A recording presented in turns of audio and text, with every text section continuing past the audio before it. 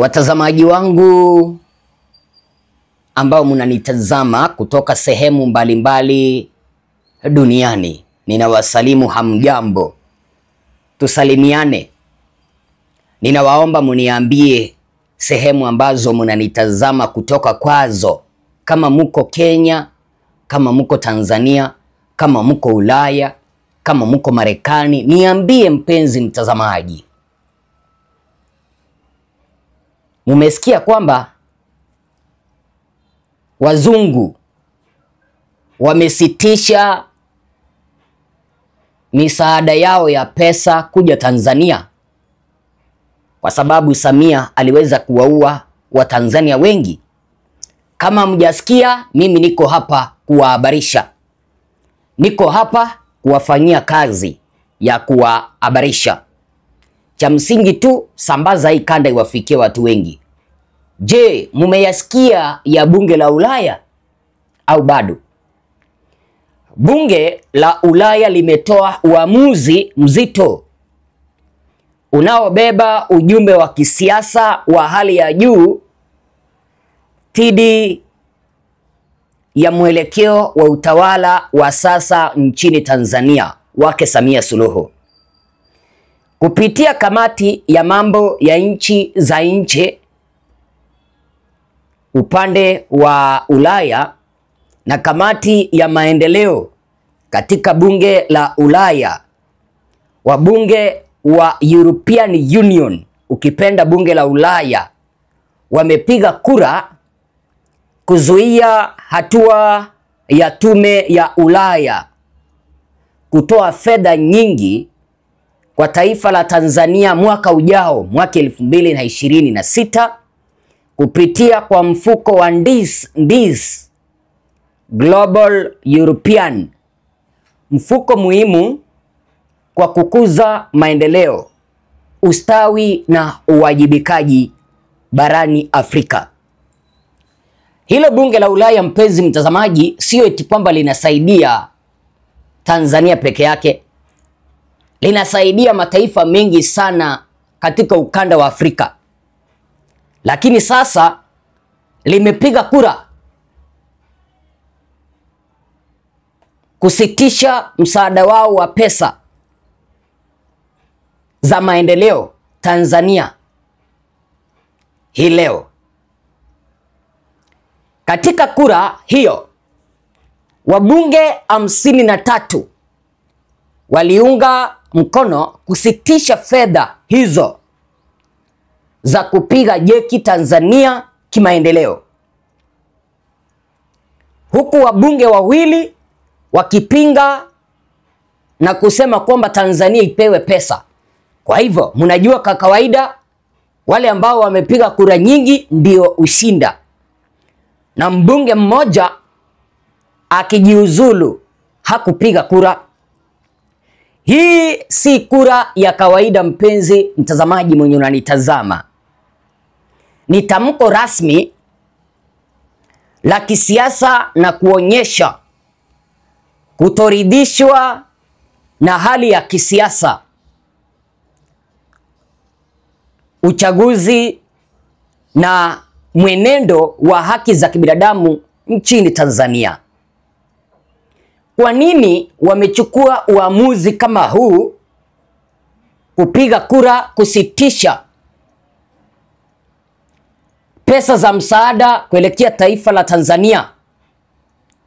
Wako na sababu tatu kuu. Sababu ya kwanza, kukithiri kwa ukandamizaji wa wananchi nchini Tanzania. Kulingana na hili bunge la Ulaya, linasema kwamba wananchi wa Tanzania wamekandamizwa sana na serikali ya Samia inazidi kukithiri kukandamiza wananchi, ikiwemo kubanwa kwa haki ya kujieleza, kuandamana na kukusanyika. Nchini Tanzania ukiandamana ni haramu, licha kwamba katiba inasema kwamba unaweza ukaandamana ili uweze kuwasilisha matakwa yako ya malalamishi. Lakini ukipatikana ukiandamana ni marufuku, unafunguliwa mashtaka ya uhaini, kumaanisha kwamba Samia hatambui kabisa katiba. Vile vile kubanwa kwa haki ya kujieleza. Watanzania ambao wanajieleza na kusema kwamba jamani, mbona katika taifa letu hakuna demokrasia? Ukionekana unazungumza hivyo, wewe ni adui wa serikali. Unakamatwa, unafunguliwa mashtaka ya uhaini. Haki na uwanja sawa, yani kuandamana, kujieleza pamoja na kukusanyika. Watu kuonekana wamejikusanya hivi. Mnataka kuondoa serikali ya Samia mamlakani, mnafunguliwa mashtaka. Sababu ya pili ambayo imefanya bunge la Ulaya kupiga kura kusitisha fedha za msaada Tanzania, uchaguzi wenye utata na udanganyifu. Yaani wanasema kwamba uchaguzi wa mwaka 2025 Tanzania ulikuwa wa udanganyifu mkubwa sana na ulikuwa tata. Udanganyifu kivipi? Mliona Samia alijitangaza kwamba alishinda kwa asilimia 98. Eti kwamba alipata kura milioni 31 kati ya kura milioni 32 ambazo zilipigwa. Bunge la Ulaya linasema kwamba wizi ulikithiri, udanganyifu ulikithiri. Hivi juzi tuliweza kuona taarifa ya Marekani ilisema kwamba matokeo ya urais Tanzania yalikwisha amriwa mwaka uliopita, hata kabla zoezi la kura kuanzwa Tanzania. Walikwisha amua kwamba Samia atashinda. Na Ulaya wamesema kwamba palikuwepo na udanganyifu. Kwa hivyo wamesitisha msaada wa fedha za maendeleo Tanzania. Kutokuwepo kwa uwazi, haki na uwanja sawa wa kisiasa. Viongozi wa upinzani walizuiliwa wasishiriki uchaguzi. Akina Tundu Lissu walifungwa jela. Akina Mpina wa chama cha ACT Wazalendo walipigwa marufuku wasishiriki uchaguzi. Kwa hivyo Ulaya wamesema kwamba uchaguzi wenye utata na udanganyifu ndio umesababisha wao kusitisha pesa zao za msaada Tanzania. Hawawezi wakapea serikali haramu pesa za msaada wa maendeleo. Kumaanisha wanataka uchaguzi uweze kuandaliwa upya Tanzania, ndiposa waweze kutuma pesa zao za maendeleo. Namba 3, mwelekeo wa kiimla wa serikali kuongezeka kwa matendo yanayoashiria kupotea kwa misingi ya demokrasia. Mwelekeo wa kiimla wa serikali kuongezeka kwa matendo yanayoashiria kupotea kwa demokrasia ya msingi. Mwelekeo wa kiimla unamaanisha nini? Serikali ya udikteta ambayo hata ikikosa haitaki kupingwa. Wakisema wamesema. Angalia mfano, waliamua kwamba Samia yeye ndio mshindi. Hawakutaka uchaguzi wa haki na huru. Si waliua demokrasia, mpenzi mtazamaji? Pili, vyama vya upinzani Tanzania havina uwanja sawa wa kisiasa. Havina uwazi, havina nafasi ya kujieleza. Ukijaribu kujieleza kama Tundu, unakamatwa, unafunguliwa mashtaka ya uhaini. Kwa hivyo, mwelekeo wa kiimla, udikteta ambao unaashiria kwamba demokrasia imeweza kukufa Tanzania, ndio iliweza kusababisha bunge la Ulaya likasitisha pesa zao za msaada za kufanya maendeleo.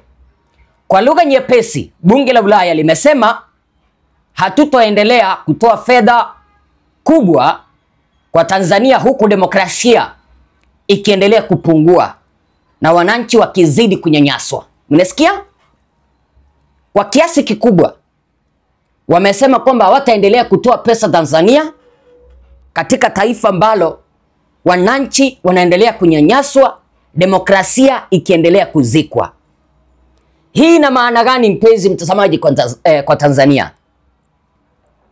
Je, hatua hii ya bunge la Ulaya kukata fedha za msaada za maendeleo Tanzania ina maana gani kwa taifa la Tanzania? Namba moja, fedha za maendeleo zinaweza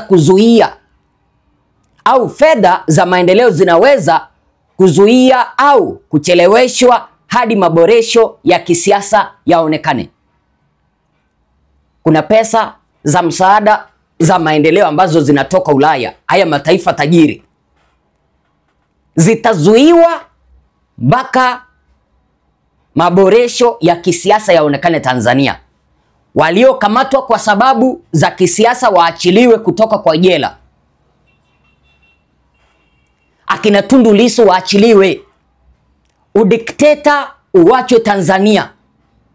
Namba mbili, hii ina maana kwa Tanzania kwamba sifa ya Tanzania kimataifa inaendelea kuharibika kutokana na tuhuma za ukandamizaji.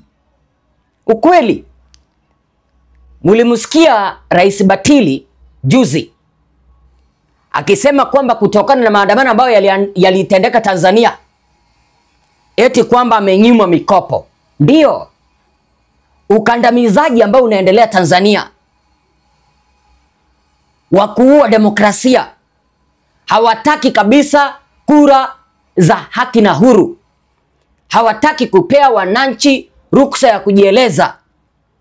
Imesababisha sifa ya Tanzania kushuka. Wacha nikuulize mpenzi mtazamaji, mbona sifa ya Tanzania haikushuka kipindi cha Mwalimu Julius Nyerere? Mbona sifa ya Tanzania haikushuka kipindi chake hayati Magufuli? Sifa inakuja kushuka sasa hivi kipindi cha huyu Rais Batili ambaye hataki demokrasia iendelee Tanzania. Namba tatu,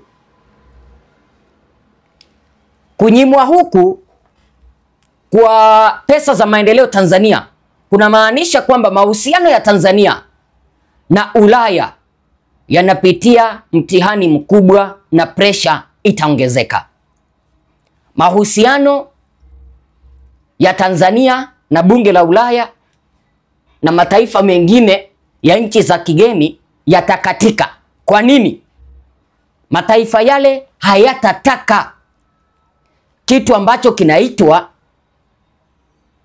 ukandamizaji. Mahusiano ya Tanzania na mataifa mengine huenda yakakatika mpaka ile siku ambayo waliouliwa familia zao zitapata haki.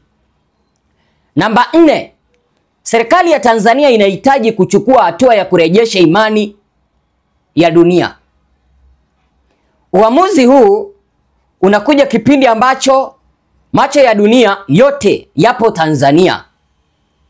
Ulaya imeonyesha wazi kuwa haitatoa fedha za kujenga barabara na miradi ya maendeleo kwa taifa linaloshtumiwa kubomoa misingi ya haki, huru na demokrasia. Ulaya imechukua maamuzi mazuri sana. Hakuna haja waendelee kumwaga pesa zao kwa rais ambaye ni dikteta.